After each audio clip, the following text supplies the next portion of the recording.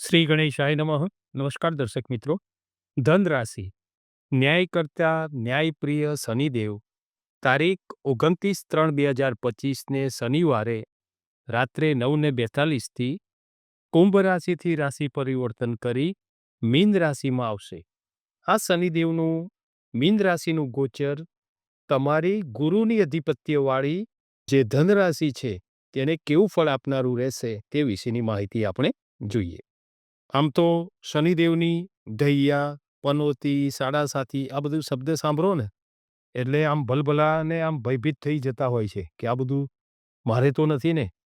પરંતુ ભયભીત થવાની કોઈ જરૂર નથી, કેમ કે શનિદેવ એ શત્રુ નથી. હર હંમેશે ખરાબ જ ફળ આપે છે તેવું નથી. શનિદેવ મિત્ર પણ છે, સારું ફળ પણ આપે છે. ઘણાને મહાદશામાં ખૂબ ટોપ ઉપર બેસાડી દેતા હોય છે, સારું ફળ આપે છે. શનિદેવની મહાદશામાં તમે વ્યક્તિને ઓળખતા શીખો છો કે કોણ તમારું છે, કોણ તમારું નથી. પેલું કહેવત છે ને કે પહેરેલું કપડું સગું નથી થતું, એ અહીંયા તમે અનુભવો કે જ્યારે મહાદશા હોય ને તકલીફ હોય ને ત્યારે કોઈ સગું થતું નથી હોતું. શનિદેવ કર્મફળદાતા છે, કર્મફળ આપનારા ન્યાયપ્રિય છે, તે આપણે બધાય જાણીએ છીએ. શનિદેવ જુઓ, રંકને રાજા બનાવી દે અને રાજાને રંક બનાવી દે. શનિદેવ એનું જુઓ તમે, ઉજ્જૈનની નગરીમાં રાજા વિક્રમાદિત્ય હતા ને, એમને હરસિદ્ધિ માતા હતા, વૈતાળ હતા, છતાં પણ શનિદેવની જ્યારે એમને આવીને ત્યારે એટલી બધી તકલીફ પડી હતી કે એમને પણ કષ્ટ પડ્યું હતું. અને જ્યારે શનિદેવ પ્રસન્ન થયા રાજા ઉપર અને કીધું કે તમે રાજા માગો તે તમને આપીએ, ત્યારે વિક્રમ રાજાએ કહ્યું કે હે દેવ, તમે જે મને તકલીફ થઈ ને એ બીજા સામાન્ય માણસને ના થાય, કેમ કે મેં તો સહન કરી પણ કોઈ સામાન્ય જીવ સહન નહીં કરે. એવું શનિશ્ચરની કથામાં કહેલું છે. એ બુક છે, ચોપડી આવે છે શનિશ્ચરની કથા. એમાં વિક્રમાદિત્ય અને શનિદેવનો સંવાદ છે, એ તમે જોજો. બહુ સરસ સંવાદ છે. અને મહાદશા ચાલતી હોય તો એ સંવાદ સાંભળો ને તો એ મહાદશામાંથી તમને રાહત મળે છે. તો શનિદેવની પ્રભુત્વવાળી બે રાશિ છે કે જેના સ્વામી શનિદેવ હોય, મકર રાશિ અને કુંભ રાશિ. આ બે રાશિના સ્વામી એ શનિદેવ છે. શનિદેવથી આખી દુનિયા ડરતી હોય છે, ભલભલા ડરતા હોય છે. કરેલા પાપોનું પ્રાયશ્ચિત કરવાનું આવે ને ત્યારે આ મહાદશા શનિદેવની પનોતી, સાડાસાતી આ બધું આવતું હોય છે. તમારી ગુરુની અધિપત્યવાળી ધન રાશિ માટે આ શનિદેવનું કુંભ રાશિમાંથી મીન રાશિમાં થતું આ ગોચર તમને કેવું ફળ આપશે એની આપણે વાત કરીએ. તો તારીખ 29/3/2025 શનિવારે રાત્રે 9:42 શનિદેવ એ મીન રાશિમાં આવે છે. તો મીન રાશિમાં આવતા તમારી રાશિથી ચોથા સ્થાને રહેશે. ચોથું સ્થાન શનિદેવનું હોય ને, તમારી રાશિથી ચોથા સ્થાને એટલે ચોથા સ્થાનનું ગોચર શનિદેવનું એ લોઢાના પાયાથી ગણાય છે. લોઢાનો પાયો એટલે બહુ જ તકલીફવાળો ગણાય. ચોથા સ્થાનેથી ગોચર એટલે લોઢાના પાયે રહેશે. એ લોઢાના પાયે રહેલું આ શનિદેવનું ગોચર તમને કષ્ટદાયક કહેવાય, ખૂબ જ કષ્ટદાયક કહેવાય છે, તકલીફ આપનારું ગણાય છે. અહીંયા તમારે ધન રાશિ માટે શનિદેવની ઢૈયાનો પ્રારંભ થાય છે. શનિદેવની ઢૈયા ચાલુ થઈ, જે 2.5 વર્ષ સુધીની રહેશે. એનો ઉપાય હું છેલ્લે કહું છું, તમે સાંભળજો. અહીં તમારે અહીંયા શનિદેવ ચોથા સ્થાનેથી તમને ચોથું સ્થાન માતા, મિત્ર અને વાહનનું છે. આ ત્રણને પ્રભાવિત કરશે. ચોથા સ્થાનેથી શનિદેવ માતાના આરોગ્યની ચિંતા રખાવે. મિત્રોથી પણ અમુક રિલેશન થોડા મધ્યમતાવાળા થઈ જાય.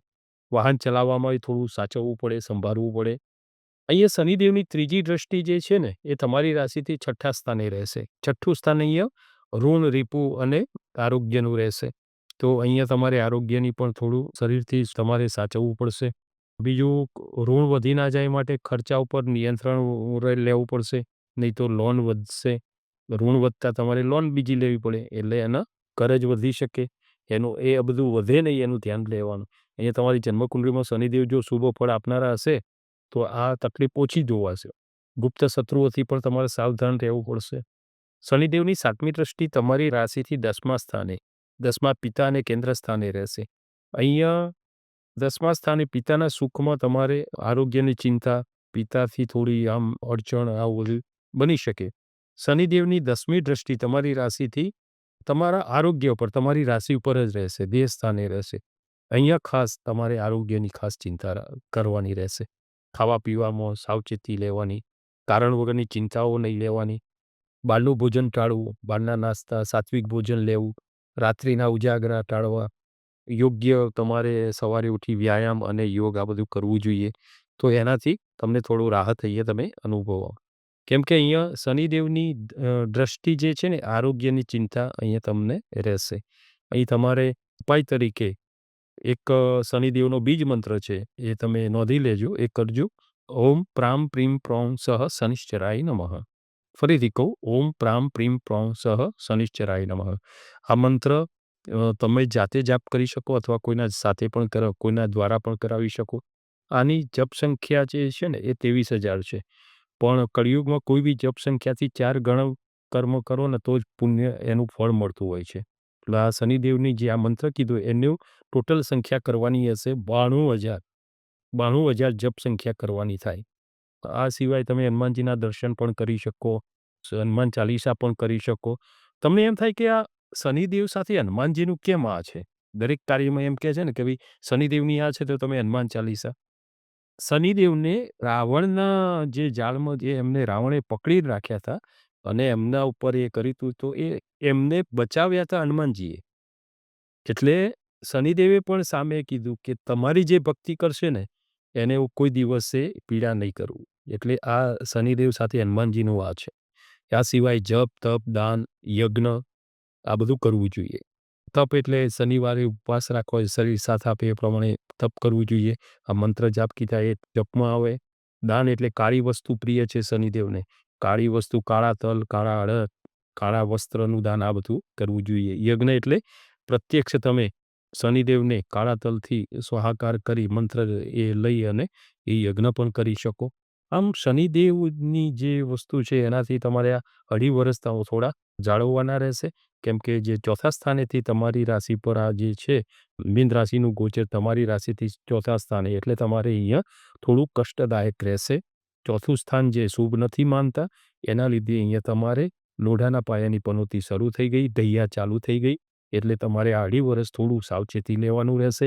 ક્યાંય પણ તમારે આગેવાની લઈને કાર્ય ન કરવું, કોઈ બી રીતે ક્યાંય ફસાવો નહીં એનું ધ્યાન રાખવાનું, દગો છેતરપિંડી ન થાય એનું ધ્યાન રાખવાનું. અને ખાસ તમારે હનુમાન ચાલીસા ખાસ કરવાના. સવાર સાંજ 2 સમય તમે હનુમાન ચાલીસા કરી શકો અથવા શનિદેવનો મંત્ર પણ કરી શકો. તો આ હતું શનિદેવનું મીન રાશિનું આ ગોચર તમારી ગુરુની અધિપત્યવાળી ધન રાશિ માટે કેવું ફળ આપનારા, આ ન્યાય કરતા ન્યાયપ્રિય શનિદેવ કેવું ફળ આપનારા રહેશે તે વિશેની માહિતી આપણે જોઈ. નમો નારાયણ.